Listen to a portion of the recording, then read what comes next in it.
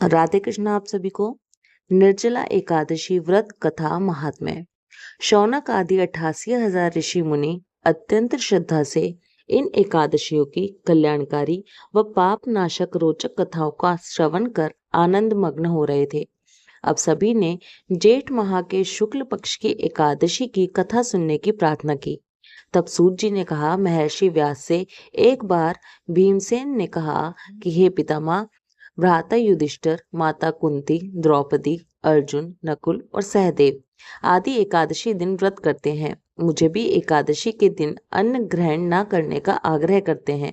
मैं उनसे कहता हूँ कि भाई, मैं भक्ति पूर्वक भगवान की पूजा कर सकता हूँ और दान दे सकता हूँ, किंतु मैं भूखा नहीं रह सकता। इस पर महर्षि व्यास ने कहा, हे भीमसेन, वे सही कहते हैं। शास्त्रों में वर्णित है कि एकादशी के दिन अन्न का सेवन नहीं करना चाहिए। यदि तुम नरक को अधम और स्वर्ग को उत्तम समझते हो तो हर महीने की दोनों एकादशियों को अन्न ग्रहण मत किया करो। महर्षि व्यास के वचन सुन भीमसेन ने कहा, हे पितामह, मैं आपसे पहले ही कह चुका हूँ कि मैं एक दिन तो क्या, एक समय भी भोजन किए बिना नहीं रह सकता। तो मेरे लिए पूरे दिन का उपवास करना क्या संभव है?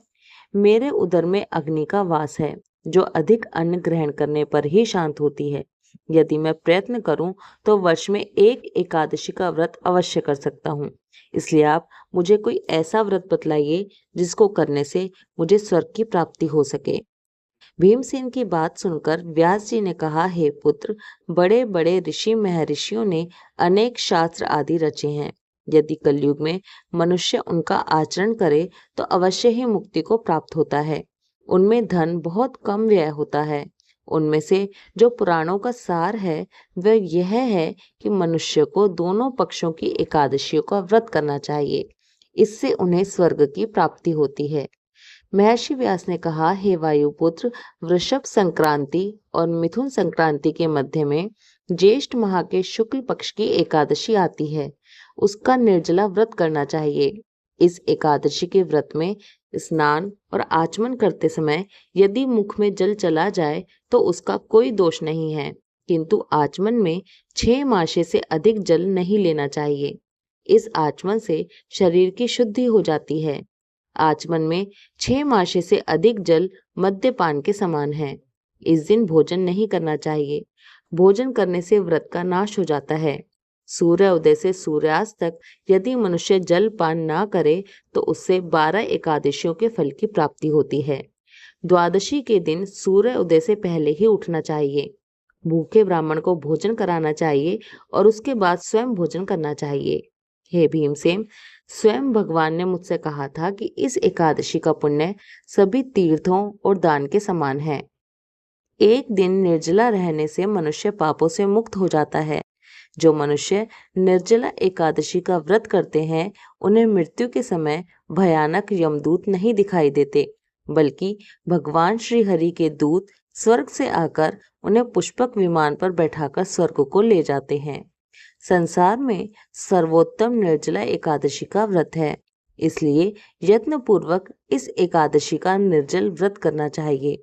इस दिन ओम नमो भगवते वासुदेवाय इस मंत्र का उच्चारण करना चाहिए। इस दिन गौदान करना चाहिए। इस एकादशी को भीमसेनी या पांडव एकादशी भी कहते हैं।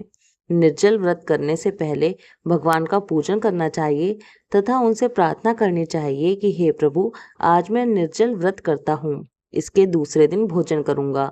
मैं इस व्रत को श्रद्धा पूर्वक करूंगा। मेरे सब पाप नष्ट हो जाएं। इस दिन जल से भरा हुआ घड़ा वस्त्र आदि से ढककर स्वर्ण सहित किसी सुपात्र को दान करना चाहिए। इस व्रत के अंतराल में जो मनुष्य स्नान तप आदि करते हैं उन्हें करोड़ पल स्वर्णदान का फल प्राप्त होता है। जो मनुष्य इस दिन यज्ञ होम आदि करते हैं उसके फल का तो वर्णन भी नहीं किया जा सकता। इस निर्जला एकादशी के व्रत के पुण्य से मनुष्य विष्णु लोक को जाता है।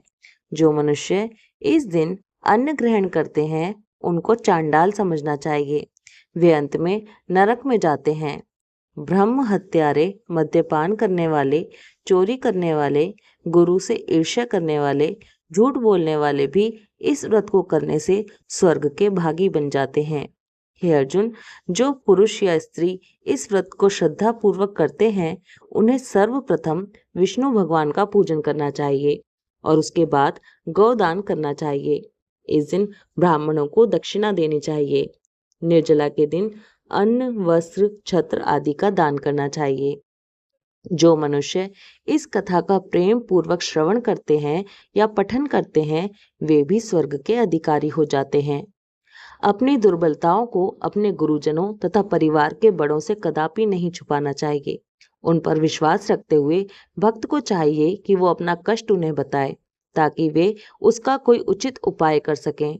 उपाय का श्रद्धा और विश्वास पूर्वक पालन करना चाहिए। निर्जला एकादशी व्रत कथा महात्म्य समाप्त। ओम नमो भगवते वासुदेवाय। राधे कृष्णा।